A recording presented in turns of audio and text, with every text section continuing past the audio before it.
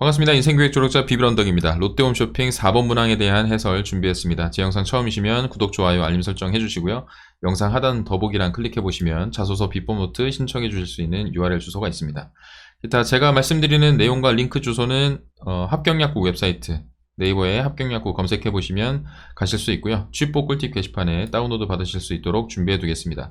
일단 문항 같은 경우는 롯데홈쇼핑이 나아가야 될 방향을 제시하고 입사 후 포부를 기술해달라는 항목인데, 이거는 사실 어떻게 보면 나아가야 될 방향과 본인의 역할, 이것을 통해서 입사 후에 무언가를 해내겠다는 그 포부까지 연결되는 항목이다. 그래서 나아가야 될 방향만 좋다고 해서 되는 것이 아니고, 더 중요한 건 본인의 역할이 무엇인지를 밝히고 그것을 이루어가기 위한 본인의 포부를 연결지어서 설명하시는 것이 핵심이라고 할 수 있습니다. 다시 한번 정리해드리지만, 나아가야 될 방향을 선택함에 있어서 본인의 직무 연관성을 따져볼 필요가 있고, 어차피 나아가야 될 방향의 범주는 사실 따지고 보면 거기서 거기거든요. 그래서 뾰족한 아이디어나 이런 수단을 내세우기보다는 진짜로 본인이 해낼 수 있는 역할과 연결을 지어서 비전을 고민하는 것이 우선 선행되어야 되는 노력이라고 생각을 합니다. 자, 또 롯데홈쇼핑이 나아가야 될 방향을 제시하려면 무엇보다 현상을 파악하는 노력이 먼저 좀 필요하겠고, 직무에서 수행해야 되는 역할에 대한 인지는 당연히 필요한 부분이겠죠. 그래서 현재 어떤 문제점을 가지고 있는지, 그리고 어떤 난관에 직면해 있는지 그 현상을 먼저 명확히 짚어주고 그 다음에 방향을 제시한다. 그리고 나서 나의 역할을 설명해 주시고 향후 포부로 마무리를 지어주시면 되겠습니다. 그래서 관련된 기사 몇 부분을 발췌를 해봤습니다. 현재 어떤 문제점 혹은 어떤 난관에 직면해 있느냐라고 봤을 때, 일단 부정적인 기업에 지원을 하시는 입장에서 친기업 정서를 유지하시는 건 맞아요. 다만 이것이 문제점이고 반드시 너네들이 잘못하고 있고 꾸짖기보다는 기본적으로 현재 어떤 한계점이랄까요? 그런 부분들을 짚어주고 개선점들을 언급해 주시면 충분히 좋은 태도라고 볼 수 있겠죠. 그래서 예를 들면 이런 기사가 있었습니다. 티맵과 카카오페이와 직방과 롯데홈쇼핑의 모바일 앱 접근성이 굉장히 불편하다. 그래서 실제로 저도 지금 롯데홈쇼핑 모바일 앱 설치까지 한번 받아봤습니다. 그리고 설치하기 전에 이제 별점으로 평가를 받을 수 있잖아요. 그런 부분이 굉장히 지금 불만 VOC라고 할까요? 밑에 악성 댓글들이 많이 달려 있더라고요. 그래서 여러분들도 여기서 인사이트를 크게 얻으실 수 있을 것 같아요. 굳이 내가 체험해보지 않아도 다른 사람들의 의견을 통해서 모바일 이용객들의 워딩만 좀 보시더라도 힌트를 많이 얻으실 수 있을 것 같습니다. 그래서 어쨌든 이런 기사가 날 정도로 접근성이 불편하다는 평가가 이어져 오고 있습니다. 그래서 우리는 인사이트를 얻어낼 수 있죠. 현재 모바일의 중요성이 굉장히 커지고 있고, 홈쇼핑, TV 홈쇼핑이 모바일 쪽으로 진출을 이제 양분화돼서 분량을 굉장히 많이 할애를 하고 있는데, 그런 부분에 있어서 고객들의 접근성이 불편하다는 건 굉장히 치명적인 약점이 될 수 있겠죠. 그런 부분들을 말씀을 해주실 수도 있을 것 같고, 그 다음 두 번째로 홈쇼핑발 순위 경쟁이 계속되고 있는 가운데 롯데홈쇼핑이 30년 유통맨 이완신의 마술이 펼쳐지고 있다. 굉장히 긍정적인 기사도 있었습니다. 그래서 최근 내용을 보니까 패션 분야의 집중 공략을 통해서 수익성을 개선했다. 그리고 자금 지원, 입점 상담, 판매, 상품 판매 등 실질적인 지원을 통해서 중소기업과 상생을 하고 있다. 또 주문과 상담을 원스톱으로 해결할 수 있는 스마트 컨택 센터, 인공지능, 빅데이터를 활용해서 고객 편의성을 향상한 서비스들을 내놓고 있고, 특히 증강현실과 가상현실 기술을 활용한 체험 서비스, 리얼피팅을 지금 선보였다. 또 로보틱 프로세스 자동화, RPA라고 부르는 그 기술들을 활용해서 상담 업무의 효율성과 정확성을 높인 가이드봇을 출시했고, 고연령층 기반의 고객들을 위해서는 보이는 ARS, 그래서 접근성을 높이고 있다. 또 빅데이터 기반의 상담 서비스를 내놓고 있다. 그래서 이런 것들이 사실 그 디지털 트랜스포메이션의 핵심 기술들을 적극 도입한 결과라고 볼 수 있겠죠. 그래서 여러분들이 디지털 혁신 기술들과 함께 설명을 많이 하실 텐데, 이런 점들을 좀 짚어주실 필요가 있습니다. 실제로 지금 롯데 홈쇼핑에서 어떤 부분에 도입해서 고객들로부터 어떤 반응을 이끌어내고 있는지, 앞으로 어떤 방향으로 발전시켜 나가면 좋을지, 이런 부분들을 좀 더 첨언하는 수준으로 얼마든지 이야기를 해주실 수 있겠죠. 그리고 이 안에서 본인의 어떤 그 지원하는 직무와 관련해서 본인께서는 어떤 노력을 해 가실 수 있고, 이런 기술을 내가 학습을 한다든지 고객들한테 적극적으로 전파를 한다든지 활용한다든지 그런 개선 아이디어를 낸다든지 다방면의 어떤 아이디어들을 쓰실 수 있을 것 같습니다. 자, 반면 또 나쁜 기사들도 있어요. 홈쇼핑 업계가 국감에서 진땀을 흘렸다. 고객 기만의 상생 외면이다. 그래서 위에 보면은 사실 소상공인과의 어떤 상생, 중소기업과의 상생 이런 것들을 이뤘다는 긍정적인 평가가 있었지만 실제로 또 반면에 일부분이긴 하겠지만 고객을 기만하고 있더라. 그래서 이게 롯데홈쇼핑에만 해당되는 내용이 아니고 사실은 GS나 다른 회사 쪽에 조금 더 불리하게 작용하는 기사이긴 합니다. 그래서 여러분들 링크를 달아놨으니까 한번 찾아보시면 될 텐데 예를 들면 중국산 필터 마스크를 국산으로 속여서 판매용 마스크를 직원들이 몰래 사기도 했고 중소기업을 지원한다면서 방송 시간을 새벽 시간에 둔 거예요. 그래서 상생이라는 미명하에 사실상 고객들의 선택으로부터 좀 멀어지게끔 방송 시간을 좀 악의적으로 새벽 시간에만 몰았던 것이 아니냐 이런 비난을 또 받고도 있죠. 그리고 공영 홈쇼핑 같은 경우는 이제 소상공인에게 수수료를 받는 곳도 있어서 문매를 맡고 있습니다. 그래서 이런 상황과 함께 진정한 상생에 대한 부분들에 대한 그런 방향성을 제시해 줄 수도 있겠죠. 자, 그리고 기사로 라이브 커머스는 쑥쑥 크는데 재승인에 바쁜 TV 홈쇼핑이라는 기사가 있었습니다. 이게 TV 홈쇼핑에 대한 업계 상황을 전반적으로 공부하신 분들은 다 아실 텐데 TV 홈쇼핑 같은 경우는 영구적으로 운영할 수 있는 사업 범위가 아니고요. 3년이나 5년마다 사업의 재승인이 필요합니다. 그래서 그걸 앞두고 있고 현재 반면으로 기하급수적으로 늘고 있는 것이 TV 홈쇼핑이 가장 이제 경쟁으로 생각해야 되는 것이 라이브 방송이란 말이에요. 라이브 커머스.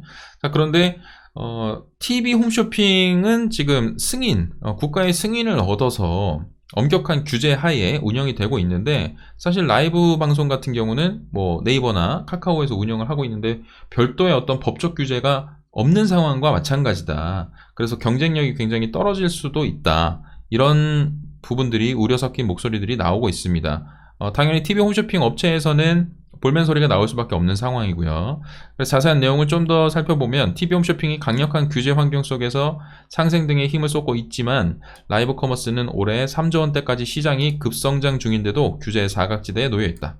그래서 네이버, 카카오 등 대형 IT 기업은 물론 유튜브에서도 라이브 커머스가 활발한 시대에 방송만 규제하는 건 역차별이라는 주장이 나오고 있고 CJ 홈쇼핑이나 GS 홈쇼핑 같은 경우는 이미 네이버랑 손을 잡고 쇼핑 라이브를 통해서 라이브 커머스에 뛰어들었다 라고도 얘기하고 있습니다. 그래서 여러분들께서도 여기서 인사이트를 얻으실 수도 있겠죠.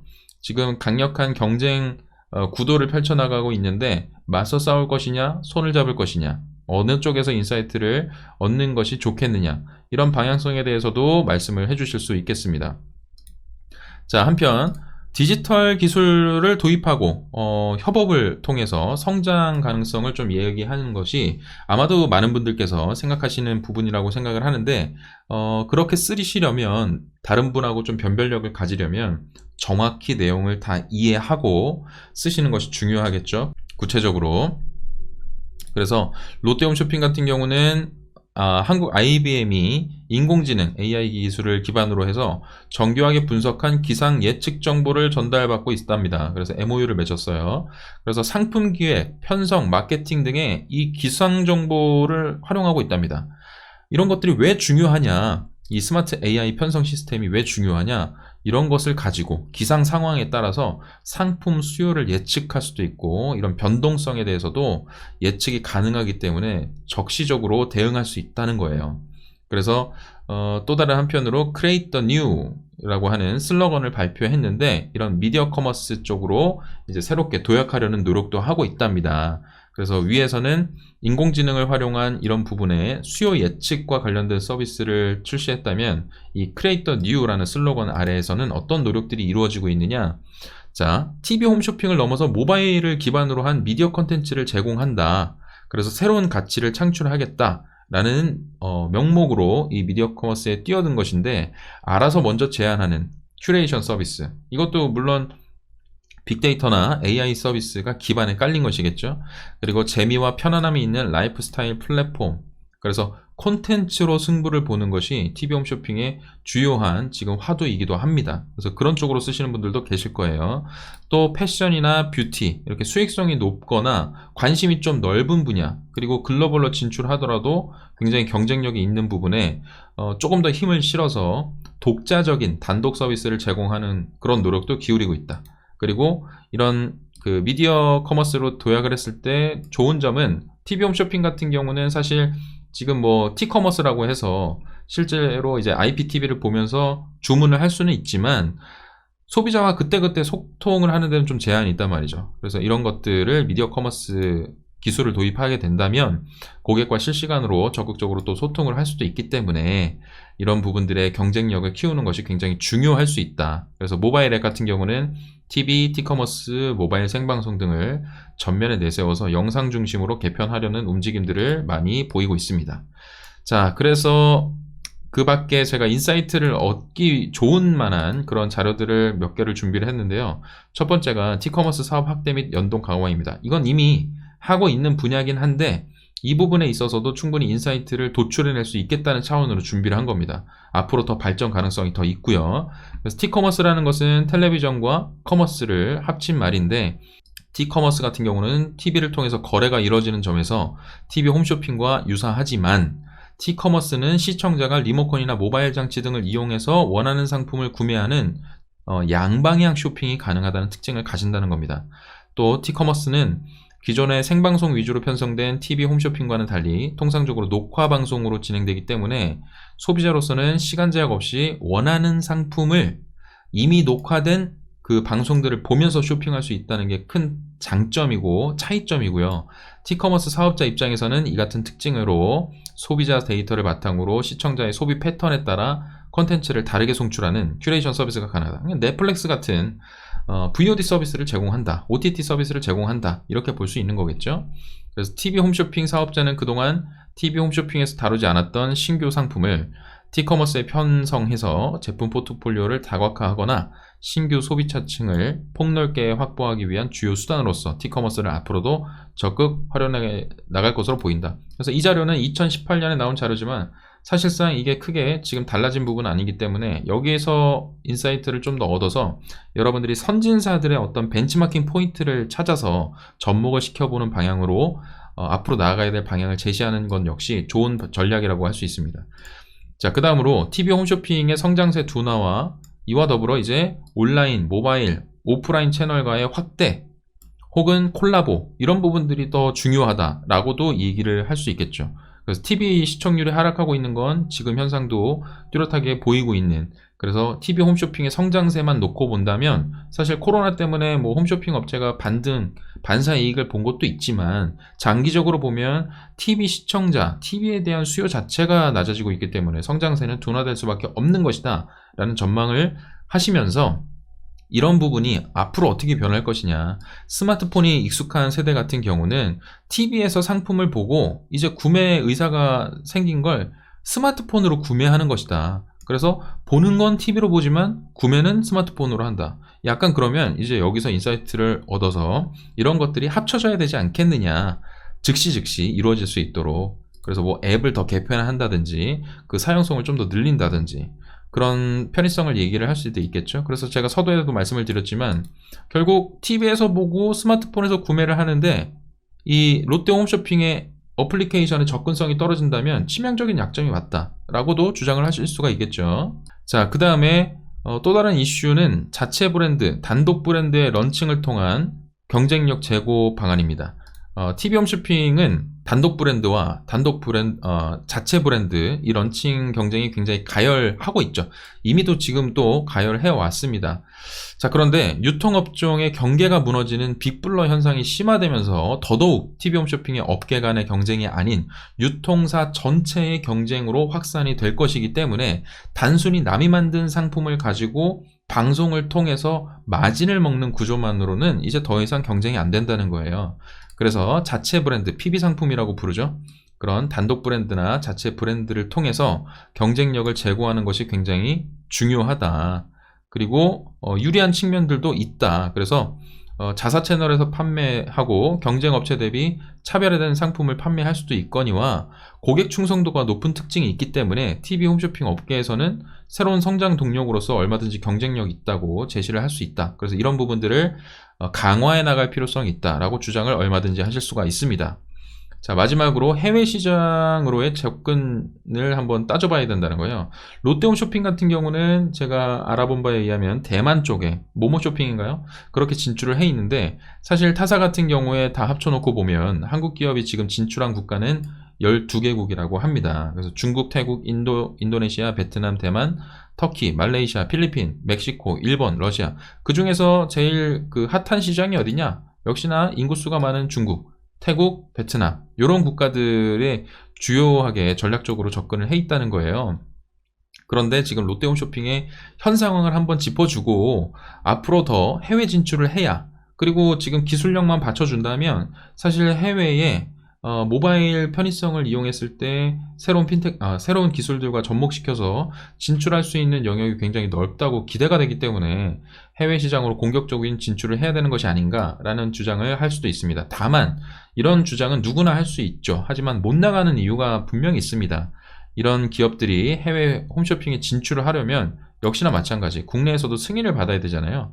외국에서도 이제 방송이 이제 송출될 수 있는 그런 사업권, 이런 부분들이 굉장히 주요하기 때문에 이런 문제를 해결하지 않고는 앞으로도 난관을 헤쳐나가기가 힘들다.